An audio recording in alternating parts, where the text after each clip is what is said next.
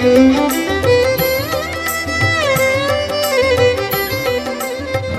ನ ಇಂದ್ರೋ ವೃದ್ಧಶ್ರವ ಸ್ವಸ್ತಿ ನಃ ಪೂಷಾ ವಿಶ್ವವೇದಾಃ ಸ್ವಸ್ತಿ ನಸ್ತಾರ್ಕ್ಷ್ಯೋ ಅರಿಷ್ಟನೇಮಿ ಸ್ವಸ್ತಿ ನೋ ಬೃಹಸ್ಪತಿರ್ದಧಾತು. ವಿನಯಪೂರ್ವಕ ವಿಜ್ಞಾಪನೆ. ಈ ದಿನ ಉಪನಯನ ಸಂಸ್ಕಾರದ ಕೊನೆಯ ಸಮಾರೋಪ ಮಂತ್ರಾಕ್ಷತೆ. ಈ ಸಂದರ್ಭದಲ್ಲಿ ಬ್ರಹ್ಮಸಭೆಯ ಮರ್ಯಾದೆಯನ್ನು ನಾವು ಕಾಪಾಡುವುದು ನಮ್ಮ ಧರ್ಮ ಕರ್ತವ್ಯ. ಮೌನವಾಗಿ ಸಹಕರಿಸುವುದೇ ಬ್ರಹ್ಮಸಭೆಯ ಮೊದಲನೆಯ ಕರ್ತವ್ಯ. ಸೇರ್ತೇವೆ, ಮಾತನಾಡಬೇಕಾದ್ದು, ಅದಕ್ಕೂ ಒಂದು ಸಂದರ್ಭ ನೋಡಬೇಕು. ಈ ವರ್ತಮಾನ ಕಾಲದಲ್ಲಿ ಬ್ರಾಹ್ಮಣೇತರರ ಎಷ್ಟೋ ಸಭಾ ಕಾರ್ಯಕ್ರಮಗಳಿಗೆ ನಾವು ಪ್ರವೇಶ ಆಗುವುದು ಇದ್ದೆ. ಅಲ್ಲಿ ಹೇಳುವುದು ಬೇಡ, ತಾನಾಗಿ ಮೌನವನ್ನು ಕಾಪಾಡಿಕೊಳ್ತಾರೆ. ಆದರೆ ನಮ್ಮವರು ತಿಳಿದವರು, ಸಂಸ್ಕಾರವಂತರು, ವಿದ್ಯಾವಂತರು, ಜ್ಞಾನಿಗಳು, ಆದರೆ ಸಂತೆಗಟ್ಟೆ ಅಂತ ನಾವು ನೋಡ್ತೇವೆ ನಾವು ಜಾತ್ರೆಯಲ್ಲಿ. ಆ ರೀತಿ ನಾವು ಆ ಬ್ರಹ್ಮಸಭೆಯ ಮರ್ಯಾದೆಯನ್ನು ಸ್ವಲ್ಪ ಸಮಯವಾದರೂ ಕಾಪಾಡುವುದು ನಮ್ಮ ಧರ್ಮ ಎಂಬುದಾಗಿ ಶ್ರೀಮದ್ ಜಗದ್ಗುರು ರಾಘವೇಶ್ವರ ಭಾರತಿ ಶ್ರೀಪಾದಂಗಳವರು ಅಪ್ಪಣೆಯನ್ನು ಕೊಡಿಸಿದ್ದಾರೆ. ಹಾಗಾಗಿ ನಿಮ್ಮಲ್ಲಿ ನಾನು ಕೇಳಿಕೊಳ್ಳೋದು, ಸ್ವಲ್ಪ ಸಮಯ ಇದು ಮಂತ್ರಾಕ್ಷತೆ, ಇನ್ನೊಂದು ಮಂಗಲಾಕ್ಷತೆ. ಮಂತ್ರ ಹೇಳಿ ಅಕ್ಷತೆಯನ್ನು ವಧುವಿನ ತಲೆಯಲ್ಲಿ ಹಾಕುವಂತಹದ್ದು ಮಂತ್ರಾಕ್ಷತೆ, ಇನ್ನು ಮಂತ್ರ ಹೇಳದೆ ಹಾಕುವಂತಹದ್ದು ಮಂಗಲಾಕ್ಷತೆ. ಈ ಸಂದರ್ಭದಲ್ಲಿ ಆಶೀರ್ವಾದ ಅಂತಲೂ ಹೇಳ್ತಾರೆ. ಆಶೀರ್ವಾದ ಅಂದ್ರೆ ಕಣ್ಣಿಗೆ ಕಾಣುವಂತಹದ್ದಲ್ಲ. ನಮ್ಮಲ್ಲಿ ಒಂದು ತೇಜಸ್ಸಿದೆ, ಅದನ್ನು ಪ್ರಭಾವಳಿ ಅಂತ ಹೇಳ್ತಾರೆ. ಈಗ ನೋಡಿ, ದೇವರ ಚಿತ್ರಪಟಗಳಲ್ಲಿ ಒಂದು ಪ್ರಭಾವಳಿಯ ಚಿತ್ರವನ್ನು ತೋರಿಸ್ತಾರೆ. ಅದು ಮನುಷ್ಯನಲ್ಲಿಯೂ ಇದೆ, ಎಲ್ಲರಲ್ಲಿ ಮಾತ್ರ ಒಂದೇ ಆಗಿರುವುದಿಲ್ಲ. ಕರ್ಮಾನುಷ್ಠಾನ ನಿರತರಾಗಿ ಆ ಧರ್ಮಿಷ್ಠರಲ್ಲಿ ಇರುವಷ್ಟು ತೇಜಸ್ಸು ಪ್ರಭಾವಳಿ ಎಲ್ಲರಲ್ಲಿಯೂ ಇರುವುದಿಲ್ಲ. ಆ ತೇಜಸ್ಸನ್ನು ವಟುವಿನಲ್ಲಿ ಪ್ರವೇಶ ಮಾಡುವಂತೆ ಮಂತ್ರಾಕ್ಷತೆಯ ದ್ವಾರ ಅವನಲ್ಲಿ ಆ ತೇಜಸ್ಸನ್ನು ಅಭಿವೃದ್ಧಿಪಡಿಸುವಂತಹ ಕರ್ಮಕ್ಕೆ ಆಶೀರ್ವಾದ ಅಂತ ಹೇಳ್ತಾರೆ. ಆ ತೇಜಸ್ಸಿಯಲ್ಲಿ ಎಲ್ಲಿಂದ ಯಾವಾಗ ಹೇಗೆ ಪ್ರವೇಶ ಆಗುತ್ತದೆ ಅಂತ ಕೇಳಿದರೆ, ಬ್ರಾಹ್ಮಣಸ್ಯ ದಕ್ಷಿಣೆ ಹಸ್ತೆ ಹೋತವ್ಯಂ. ಬ್ರಾಹ್ಮಣರ ಕೈಯಲ್ಲಿದೆ ಅಂತೆ ಆ ತೇಜಸ್ಸು. ಕೈಯ ದ್ವಾರ ಪ್ರವೇಶವಾಗುತ್ತದೆ ವಟುವಿನಲ್ಲಿ. ಆ ತೇಜಸ್ಸು ಅವನಲ್ಲಿ ಅಭಿವೃದ್ಧಿ ಆಗಬೇಕು. ಈಗ ನೋಡಿ, ಸಂಸ್ಕಾರಗಳು ಪ್ರಧಾನವಾಗಿ 16 ಅಲ್ವಾ? 16. ಆ 16 ಸಂಸ್ಕಾರಗಳಲ್ಲಿ ಉಪನಯನ ಸಂಸ್ಕಾರ ಎಂಬುದು ಅತ್ಯಂತ ಪ್ರಾಮುಖ್ಯತೆಯನ್ನು, ಪ್ರಾಬಲ್ಯವನ್ನು ಪಡೆದಂತಹ ಸಂಸ್ಕಾರ. ದ್ವಿಜತ್ವ ಸಿದ್ಧಿದ್ವಾರ ವೇದಾಧ್ಯಯನಾಧಿಕಾರ ಸಿದ್ಧ್ಯರ್ಥ, ಈ ಸಂಕಲ್ಪದ ದ್ವಾರ ನಡೆಯುತ್ತದೆ. ಆ ಉಪನಯನ ಗುರುವಿನ ಸಮೀಪಕ್ಕೆ ಅಥವಾ ದೇವರ ಸಮೀಪಕ್ಕೆ ಅಥವಾ ಜ್ಞಾನದ ಎಡೆಗೆ ಕೊಂಡು ಹೋಗುವಂತಹ ಸಂಸ್ಕಾರ. ಸಜಾತಿಭ್ಯ ಸಜಾತೇಷು ಜಾಯಂತೆ ಸಜಾತಯ. ಬ್ರಾಹ್ಮಣಿಯಲ್ಲಿ ಬ್ರಾಹ್ಮಣನಿಂದ ಹುಟ್ಟುವಂಥವನು ಬ್ರಾಹ್ಮಣನೇ ಆದರೂ ಅವನಲ್ಲಿ ಬ್ರಾಹ್ಮಣ್ಯ ಎಂಬಂತಹ ಆ ಚೈತನ್ಯ ಅವನಲ್ಲಿ ಅಭಿವೃದ್ಧಿ ಆಗಬೇಕೋ ಬೇಡವೋ? ಅದಕ್ಕೋಸ್ಕರ 3 ಋಣಗಳಿಂದ ಸಮೇತನಾಗಿ ಹುಟ್ಟುವಂಥವನು ಜಾಯಮಾನೋ ವೈ ಬ್ರಾಹ್ಮಣ ತ್ರಿಭಿರ್ಋಣವಾ ಜಾಯತೆ. ದೇವಋಣ, ಋಷಿಋಣ, ಪಿತೃಋಣ. ಈ 3 ಋಣಗಳನ್ನು ಜ್ಞಾಪಿಸುವುದಕ್ಕಾಗಿ, ತೀರಿಸುವುದಕ್ಕಾಗಿ ಆ 3 ಎಳೆಯ ಯಜ್ಞೋಪವೀತವನ್ನು, ಬ್ರಹ್ಮನ ಸಂಗಾತಿಯಾದಂತಹ ಉಪವೀತವನ್ನು ಧಾರಣೆ ಮಾಡುವಂತಹ ಒಂದು ಸಂಸ್ಕಾರ. ಆ ಸಂಸ್ಕಾರ ಯುತನಾಗಿ ಪವಿತ್ರವಾದಂತಹ ಪಾವನವಾದಂತಹ ಅಂತಃಕರಣ ಚತುಷ್ಟಯಗಳುಳ್ಳಂತಹ ಆ ವಟುವಿಗೆ ಗಾಯತ್ರಿ ಎಂಬ ಮಂತ್ರವನ್ನು ಉಪದೇಶ ಮಾಡಿ ಸಾವಿತ್ರಿ ವ್ರತವನ್ನು ಆಚರಿಸಿ ಬ್ರಹ್ಮಚರ್ಯಾಶ್ರಮವನ್ನು ಪಾಲಿಸಿದವಾಗ ಋಷಿದಿನದಿಂದ ಮುಕ್ತನಾಗುತ್ತಾನಂತೆ. ಆಮೇಲೆ ಯಜ್ಞಯಾಗಾದಿಗಳನ್ನು ದೇವತಾ ಆರಾಧನೆಯನ್ನು ಮಾಡಿದವಾಗ ದೇವರಿನದಿಂದ ಮುಕ್ತನಾಗ್ತಾನೆ. ಆಮೇಲೆ ಪ್ರಜೆಯ ಪಿತೃಭ್ಯ ಗೃಹಸ್ಥಾಶ್ರಮದಲ್ಲಿ ಉತ್ತಮ ಸಂತಾನವನ್ನು ಪಡೆದವಾಗ ಋಷಿರಿಡರಿಂದ ಮುಕ್ತನಾಗ್ತಾನೆ. ಇದು ನಮ್ಮ ವೇದ ನಮಗೆ ಹೇಳ್ತಾ ಇದೆ. ಅಂತಹ ಒಂದು ಪವಿತ್ರ ಸಂಸ್ಕಾರದಲ್ಲಿ ಎಲ್ಲ ಹಿರಿಯರು ಬಾಂಧವರು ಸಮಸ್ತರು ತಮ್ಮಲ್ಲಿರತಕ್ಕಂತಹ ತೇಜಸ್ಸನ್ನು ವಟುವಿಗೆ ಆಶೀರ್ವಾದ ದ್ವಾರ ಅನುಗ್ರಹಿಸಲ್ಪಟ್ಟರೆ ತೇಜಸ್ಸು, ವರ್ಚಸ್ಸು, ಓಜಸ್ಸು, ಆಯುಸ್ಸು, ಯಶಸ್ಸು ಅಂತ ಇದು ಒಂದಕ್ಕೊಂದು ಸಂಬಂಧಿಯಾದ್ದರಿಂದ ಆ ವಟುವು ಒಬ್ಬ ಆದರ್ಶ ವ್ಯಕ್ತಿಯಾಗಿ ಜ್ಞಾನಿಯಾಗಬೇಕು ಅಂತ ನಮ್ಮ ಹಿಂದೂ ಧರ್ಮದ ಆಸೆ. ಆ ರೀತಿಯಿಂದ ಕೇವಲ ಮಾನವನಾಗಿದ್ದರೆ ಸಾಲದು. ಮತ್ತೆ ಮಾನುಷಾದೈವ್ಯಮುಪೈಮಿ ಅನೃತಾತ್ ಸತ್ಯಮುಪೈಮಿ, ಅಸತ್ಯದಿಂದ ಸತ್ಯದಲ್ಲಿ ಮಾನುಷ್ಯತ್ವದಿಂದ ದೇವತ್ವವನ್ನು ಸಂಪಾದಿಸುವಂತಹ ಸಂಸ್ಕಾರ. ಆ ದೇವತ್ವ ಸಂಸ್ಕಾರ ಅಂದ್ರೇನು? ದೇವರಾಗುವುದು ಅಲ್ಲ, ಭಗವಾನ್ ಶ್ರೀರಾಮಚಂದ್ರನಂತೆ ರಾಮೋ ವಿಗ್ರಹವಾನ್ ಧರ್ಮ. ವಾಲ್ಮೀಕಿ ಮಹರ್ಷಿಗಳು ಹೇಳ್ತಾರೆ, ನಮ್ಮ ಹಿಂದೂ ಧರ್ಮ ಅಂದ್ರೆ ಏನು? ಆ ಹಿಂದೂ ಧರ್ಮದ ವಿಗ್ರಹದಂತೆ ಧರ್ಮವೇ ವಿಗ್ರಹವಾಗಿ ಬಂದಂತಹ ಒಬ್ಬ ಮಹಾನ್ ವ್ಯಕ್ತಿ ಅಂತ ಒಂದು ರಾಮಚಂದ್ರನಂತೆ ಧರ್ಮಿಷ್ಠರಾದವರು ಬೇರೆ ಇವತ್ತಿನವರೆಗೂ ಯಾವ ಇತಿಹಾಸದಲ್ಲಿ ಆಗಲಿ ಪುರಾಣಗಳಲ್ಲಿ ಆಗಿ ಕಂಡು ಬರುವುದಿಲ್ಲ. ಅಂತಹ ಶ್ರೀರಾಮನಂತೆ ನಮಗೆ ಆಗುವುದಕ್ಕೆ ಸಾಧ್ಯ, ಕೃಷ್ಣನಂತೆ ಆಗುವುದಕ್ಕೆ ಸಾಧ್ಯ. ಕೃಷ್ಣ ಹೇಳಿದಂತೆ ಕೇಳು, ಶ್ರೀರಾಮ ಮಾಡಿದಂತೆ ಮಾಡುವಂತ ನಮ್ಮ ಹಿರಿಯರೇ ಹೇಳಿದ್ದಾರೆ. ಹಾಗಾಗಿ ತಂದೆ ಮಕ್ಕಳಾಗಲಿ, ಗಂಡ ಹೆಂಡಿರಾಗಲಿ, ಅಣ್ಣ ತಮ್ಮಂದಿರಾಗಲಿ, ಅಥವಾ ಇನ್ನು ಯಾರೇ ಒಡನೆಯಾಗಲಿ ಯಾವ ರೀತಿ ಇರಬೇಕು ಆ ರೀತಿಯಾಗಿ ಸ್ಮಿತಭಾಷಿಯಾಗಿ ಇರಬೇಕಂತ. ಸ್ಮಿತಭಾಷಿಯಾದರೆ ಸಾಲದು, ಹಿತಭಾಷಿಯಾಗಿರಬೇಕು. ಇನ್ನು ಮಿತಭಾಷಿಯಾಗಿರಬೇಕು. ಆಮೇಲೆ ದ್ವಿರ್ನಾಭಿಭಾಷಿಯಾಗಿಯೂ ಇರಬೇಕು. ಇದು ಶ್ರೀರಾಮನ ಗುಣಗಳಂತೆ. ಅದು ಈ ಉಪನಯನ ಸಂಸ್ಕಾರದಿಂದ ಬರಬೇಕು. ಅದಕ್ಕಾಗಿ ತಂದೆ ಮಗನಲ್ಲಿ ಹೇಳ್ತಾನೆ, ಬ್ರಹ್ಮಚಾರಿಯಸಿ ನೀನು ಬ್ರಹ್ಮಚಾರಿಯಾಗಿದ್ದೀಗ. ಈವರೆಗೆ ಇದ್ದಾಗಲ್ಲ, ಕಾಮಚಾರ, ಕಾಮವಾದ, ಕಾಮ ಭಕ್ಷಣಗಳನ್ನು ಈವರೆಗೆ ಆಚರಿಸಿದಂತೆ ಇನ್ನೂ ಆ ರೀತಿಯಾಗಿ ಇನ್ನು ನಿಯಮಬದ್ಧನಾಗಿ ನೀನು ಬ್ರಹ್ಮಚರ್ಯ ಆಶ್ರಮದಲ್ಲಿ ಆ ಗಾಯಂತರಾಯತೆ ಅಂತಹ ಗಾಯತ್ರಿಯನ್ನು ಧ್ಯಾನ ಮಾಡು.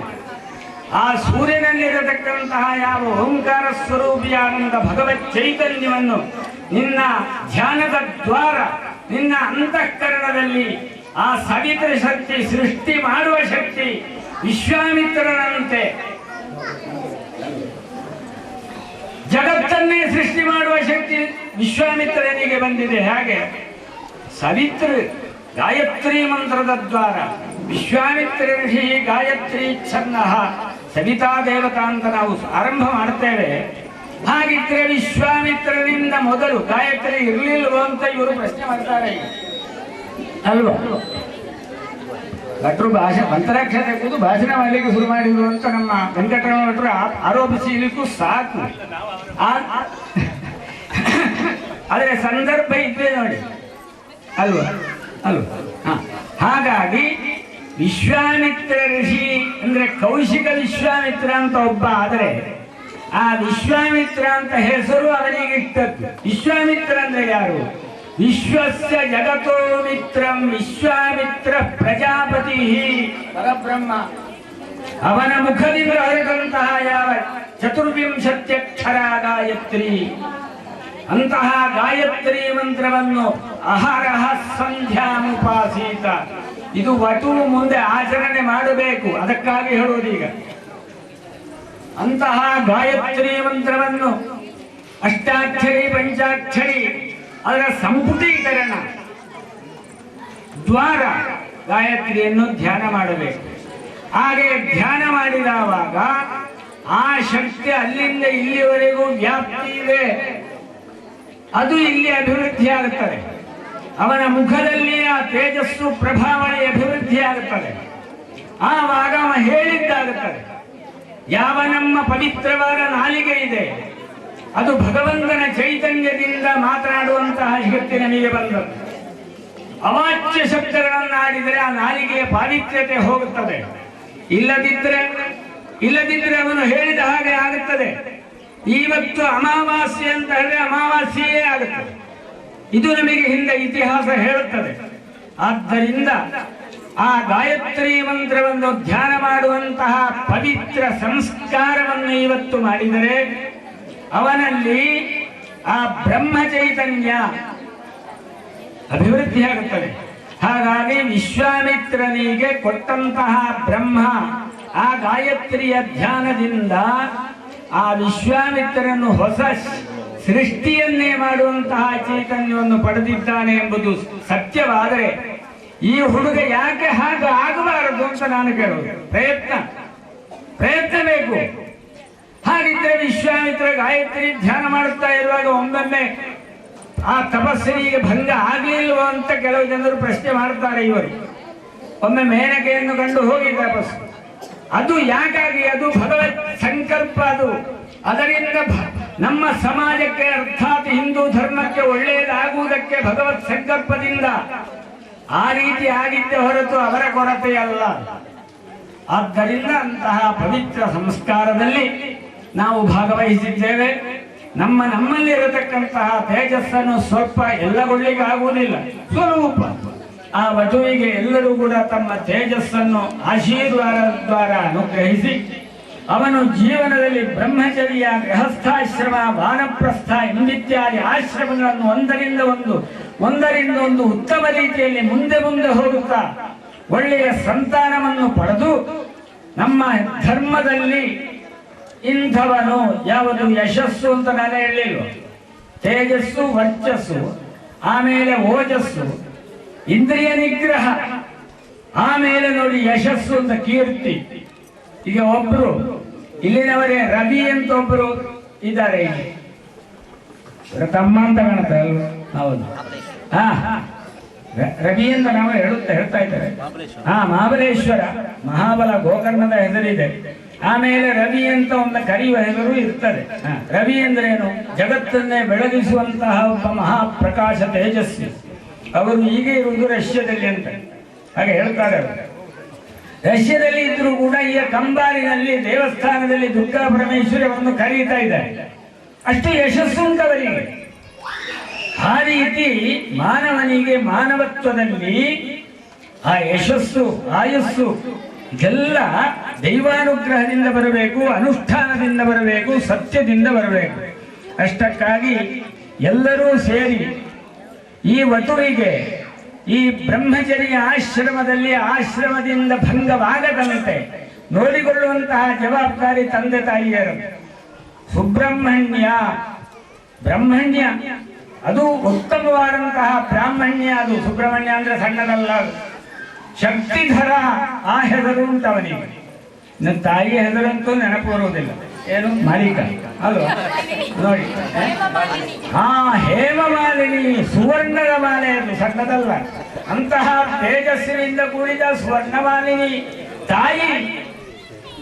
ಆ ತಾಯಿ ಮತ್ತು ತಂದೆ ಎರಡು ಜನರೊಟ್ಟಿಗೆ ಸೇರಿ ಈ ಮಗುವನ್ನು ಬ್ರಹ್ಮವರ್ಚಸ್ಸಿನ ತುತ್ತ ತುದಿಗೆ ಮುಟ್ಟಿಸುವಲ್ಲಿ ಪ್ರಯತ್ನ ಮಾಡ್ತಾರೆ ಎಂಬ ವಿಶ್ವಾಸದಿಂದ ನಮ್ಮ ಗ್ರಾಮಣಿಗಳಲ್ಲಿ ಈ ಮಂತ್ರಾಕ್ಷತೆಯನ್ನು ಮುಂದುವರಿಸಬೇಕು ಅಂತ ಕೇಳಿ ಆರಂಭ ಮಾಡೋಣ.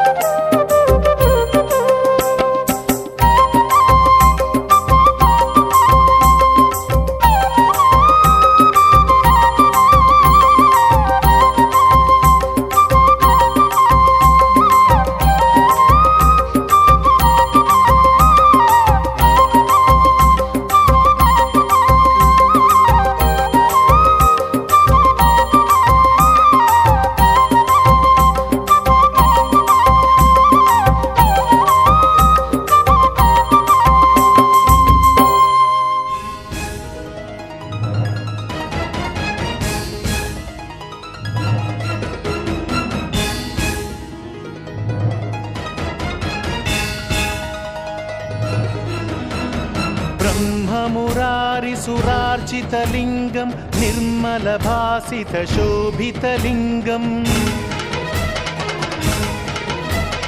जन्मज दुःखविनाशकलिङ्गं तत्प्रणमामि सदा शिवलिङ्गम्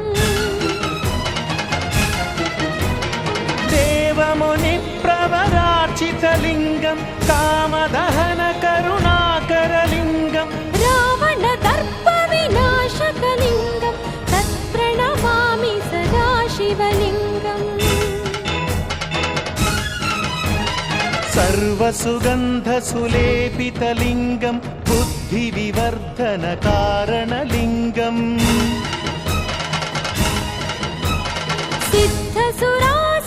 सिद्धसुरासुरवन्दितलिङ्गं तत्प्रणमामि सदा शिवलिङ्गम्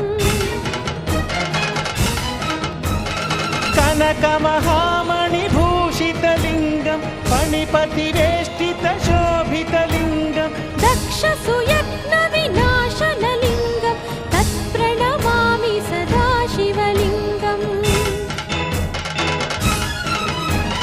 कुङ्कुमचन्दनलेपितलिङ्गं पङ्कजहारसुशोभितलिङ्गम्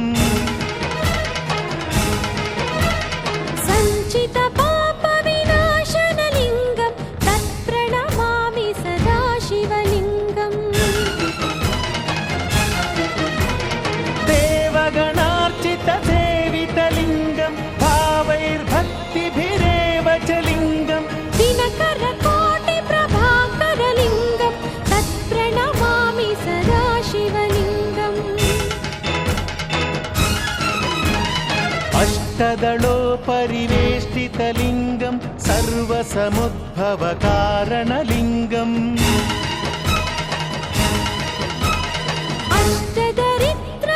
अष्टदरिद्रविनाशनलिङ्गं तत्प्रणमामि सदा शिवलिङ्गम् सुरगुरुसुरवरपूजितलिङ्गं सुरवनपुष्पसदार्चितलिङ्गं परमपदं परमात्मकलिङ्गं तत्प्रणमामि सदा शिवलिङ्गम् लिङ्गाष्टकमिदं पुण्यं यः पठेच्छिवसन्निधौ शिवलोकमवाप्नोति शिवेन सह मोदति।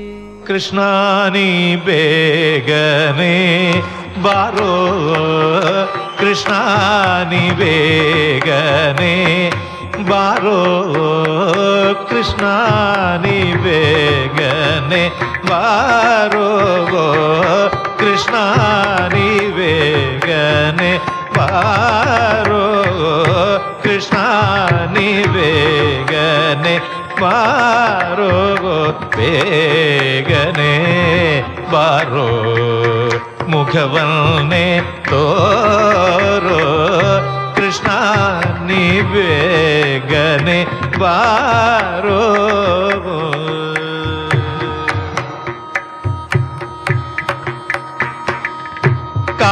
ಕಾಲಲಂದಿಗಿ ಗಜ್ಜೆ ನೀಲದ ಪಾವುಲಿ ಕಾಲಲಂದಿಗಿ ಗಜ್ಜೆ ನೀಲದ ಬಾವುಲಿ ನೀಲ ವರ್ಣನೆ ನಾಟ್ಯವ ಆಡುತ್ತ ಬಾರೋ ನೀಲ ವರ್ಣನೆ ನಾಟ್ಯವ ಆಡುತ್ತ ಬಾರೋ ಕೃಷ್ಣಾನಿ ಬೇಗನೆ ಬಾರೋ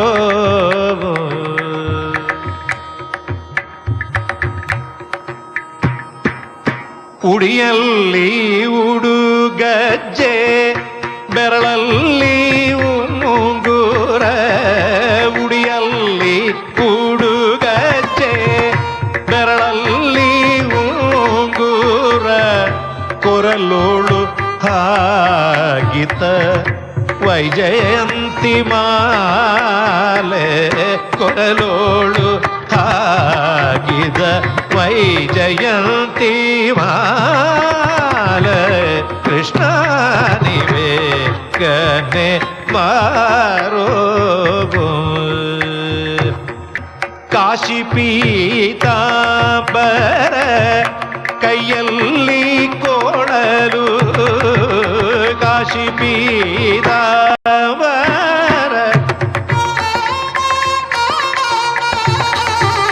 ಕಾಶಿ ಪೀತಾಂಬರ ಕೈಯಲ್ಲಿ ಕೋಳಲು ಪೂಸಿದ ಶ್ರೀಗಂಧ ಮೈಯೋಳು ಗಮ ಗಮ ಪೂಸಿದ ಶ್ರೀಗಂಧ ಮೈಯೋಳು ಗಮ ಗಮ ಕೃಷ್ಣ ನಿವೇಗನೆ ಬಾರೋ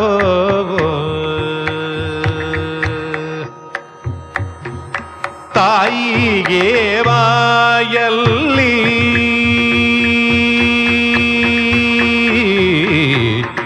ಕೃಷ್ಣ ಬಾಯಲ್ಲಿ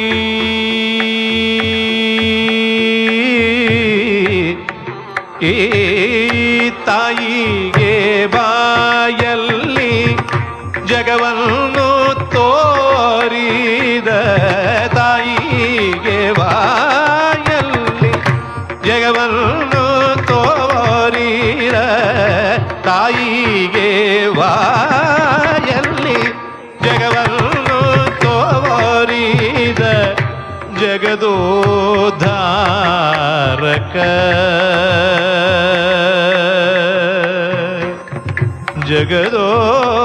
ಜಗದೋದ್ಧಾರಕ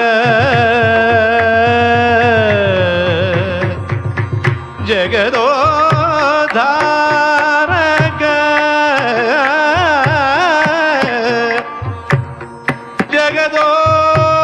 ಜಗದೋದ್ಧಾರಕ ಜಗದೋದ್ಧಾರಕ ಜಗದೋದ್ಧಾರಕ ಜಗದೋದ್ಧಾರಕ ನಮ್ಮ ಉಡುಪಿ ಶ್ರೀ ಕೃಷ್ಣ ಜಗದೋದ್ಧಾರಕ ನಮ್ಮ ಉಡುಪಿ ಶ್ರೀ ಕೃಷ್ಣ ಕೃಷ್ಣ ನಿವೇಗನೆ ಬಾರೋ ಬೇಗನೆ ಬಾರೋ ಮುಖವನ್ನೇ ತೋರೋ ಕೃಷ್ಣ ನಿವೇಗನೆ ಬಾರೋ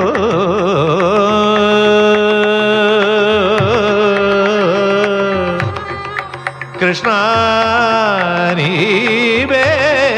ನಿವೇಗನೆ ಬಾರೋ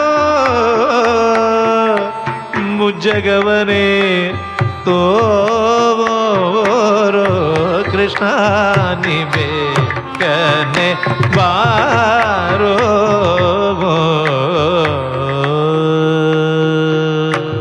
அலைபாயுதே கண்ணா என் மனம் அலைபாயுதே ஆனந்த மோகன வேணுகானமதில் அலைபாயுதே கண்ணா என் மனம் அலைபாயுதே உன்னானந்த மோகன வேணுகானமதில் அலைபாயுதே கண்ணா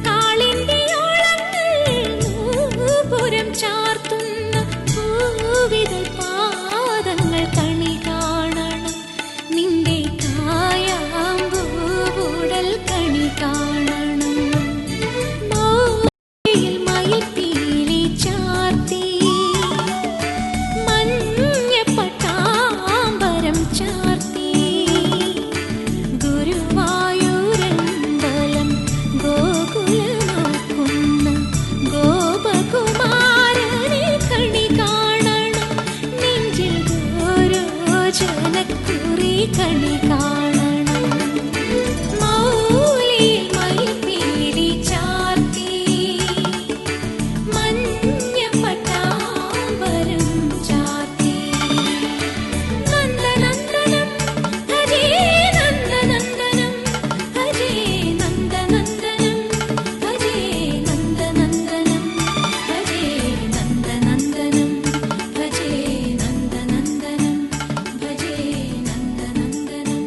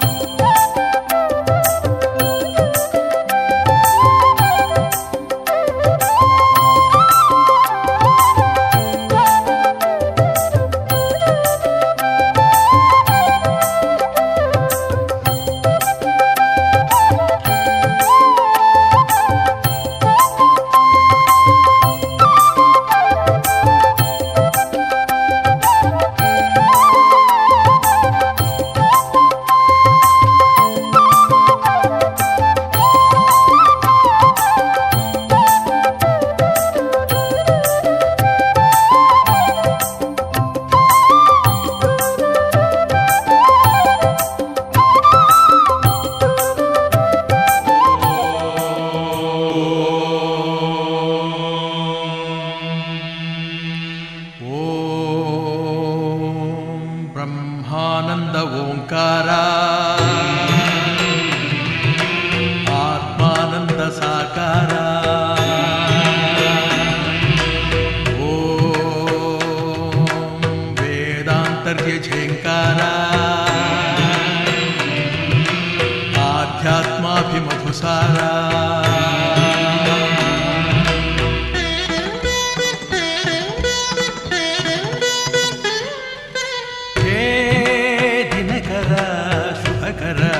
ಧರೆಗೆ ಬಾ ಈ ಧರಣಿಯ ದೇಗುಲ ಬೆಳಗು ಬಾ ನೀಗಿಸು ಬಾಳಿನ ಅಹಂ ಅಹಂ ಅಹಂ ಅಹಂ ಮಾನಸ ಮಂದಿರ ತುಂಬು ಓಂಕಾರನಾದವೋ ಓಂ ಬ್ರಹ್ಮಾನಂದ ಓಂಕಾರ